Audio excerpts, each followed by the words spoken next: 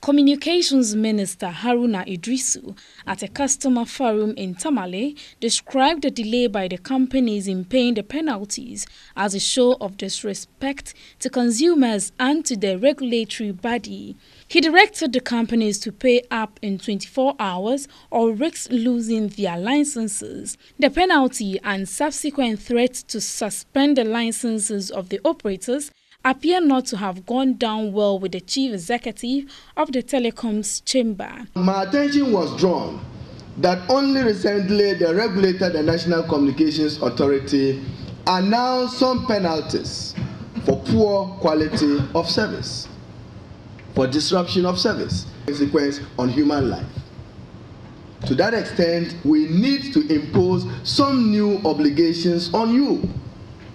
We know the challenges we go through in terms of attempting to improve the quality of service. But when you have the regulatory authority make a request that I am unhappy on the basis of these parameters, and that directive is disrespected, that in my honest view, you are inviting chaos.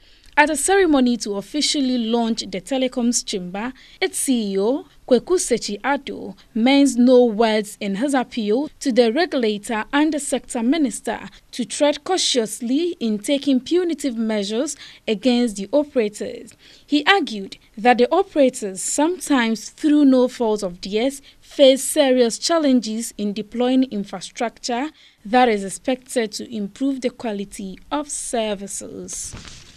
Chairman, one of the longest running problems that is hurting telecoms companies are the costs and the hurdles in deploying infrastructure and the complete absence of predictability in how our local authority determine business operating permits when it comes to mobile phone companies.